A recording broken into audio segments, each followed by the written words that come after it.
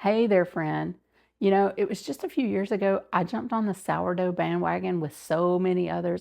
And even though I have lots of recipes and I've shared some of them with you guys already, it is not very often that I make a homemade dinner roll.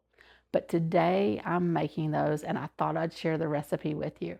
Hi, my name's Laura, and I invite you to make yourself at home while I make some homemade sourdough dinner rolls. So the first step is I'm going to start by feeding my starter. I want to do this about 24 hours out before I want to bake my dinner rolls. And so what I do is I take my starter and I just feed it equal parts flour and water. And just to ensure accuracy, I do like to use my scale on this, my food scale. So I feed equal parts flour and water and just let it sit overnight. The next morning, the first thing I did when I got up was I began to work on this milk mixture. And it consists of 2 tablespoons of butter, 1 cup of milk, 3 tablespoons of sugar, and 1 teaspoon of salt. I have this in a small saucepan and I'm heating it on low heat. And I basically just want to bring all these ingredients together to where your butter and your sugar and salt are all dissolved and melted into the milk mixture. You don't want to bring this to a boil. You just want to get it thoroughly combined.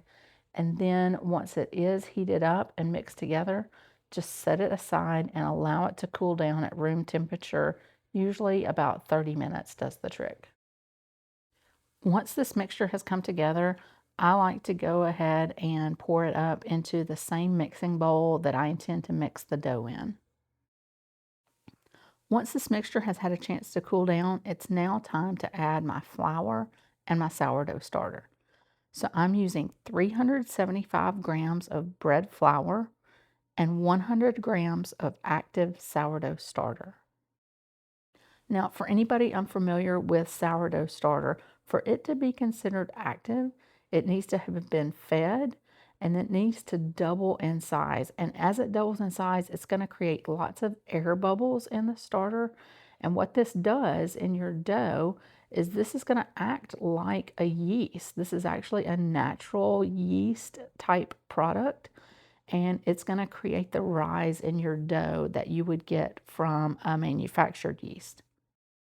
Once I get my flour and starter added into the bowl, then I just want to mix it and bring it all together until everything is combined. You don't want any dry bits remaining in your bowl. You want everything to be thoroughly incorporated.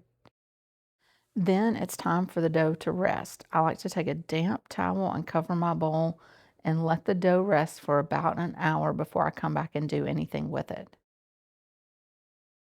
After the dough has rested for 1 hour, I come in and perform the first of 3 different sets of stretch and folds. And what a stretch and fold is it's really that simple. You pull on the dough to stretch it out and then fold it back over onto itself. And then I turn my bowl a quarter turn, doing this until I've fully turned the bowl 360 degrees and done a stretch and fold at 4 different points. So that completes 1 set of stretch and folds. Now I'm going to come back in 30 minutes and do this again and wait another 30 minutes and come back and do it a third time. So over the course of an hour, I'm going to do 3 different sets of stretch and folds. Now, you might notice if you're paying attention to the dough that on the third and fourth quarter turn of the bowl, that the dough is a little bit tougher for me to stretch and fold. That's actually normal.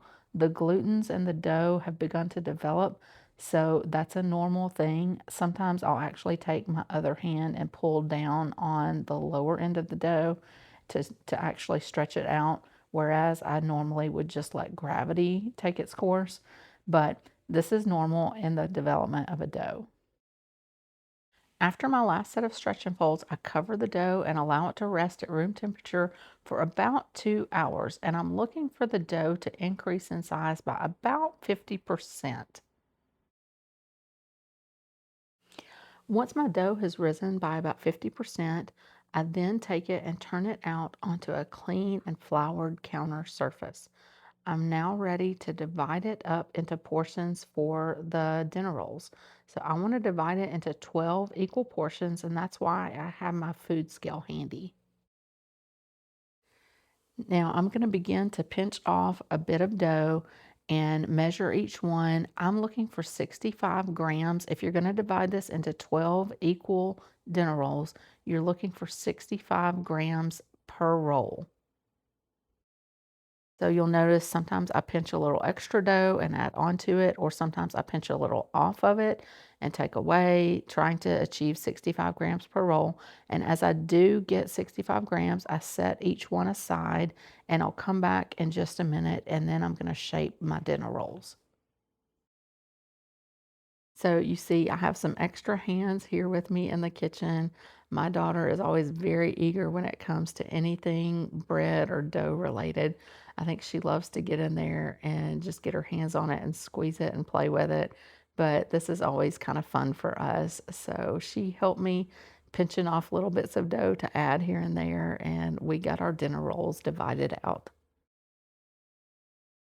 So now I moved on to shaping the dough. I want to shape each dinner roll individually. And what I like to do is I like to take the sides of the roll and tuck it up underneath gently and kind of gather them together into the bottom center. And then I'll take my fingers and kind of pinch it into a bit of a seam. And that's the bottom side. I'm going to lay it down.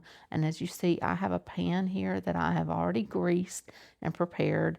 So I put it into the pan and I just do the same process with each dinner roll.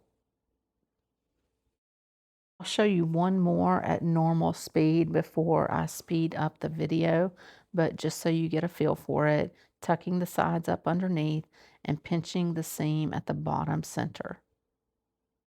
Once you do get the seams pinched on the underneath side, you can then take your ball of dough and run it through your hand, kind of cupping your hand around it as you see me doing there. And that'll just get you a nice round shape for a really pretty dinner roll. Now, I will be the first to tell you that you do not have to put a homemade dinner roll on the table for a meal. You don't have to do it for your family. You don't have to do it for company. I get it. I have been at that phase of life. I will be back at that phase of life again.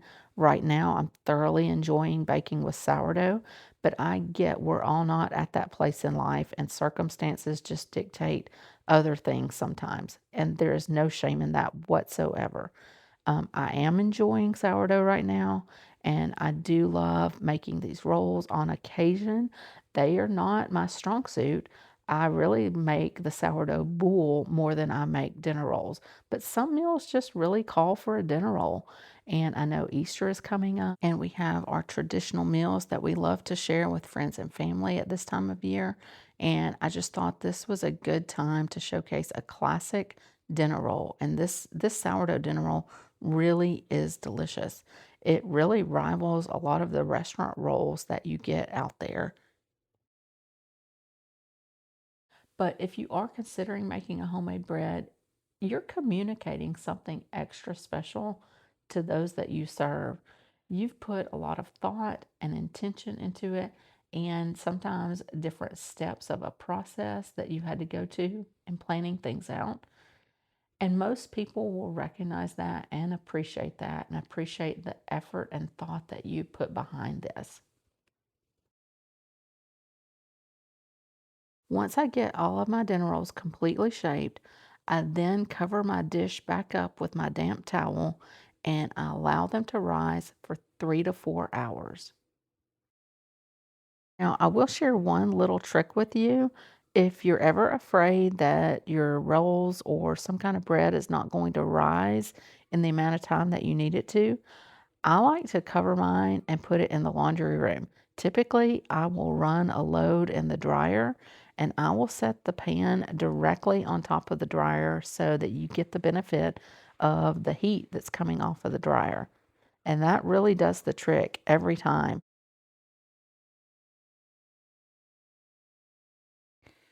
Once the rolls have had a chance to rise for about 3 to 4 hours, they are ready to bake.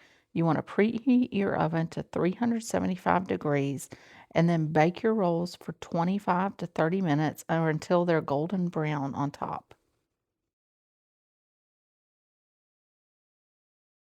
and just look at this pan of dinner rolls and how delicious they look.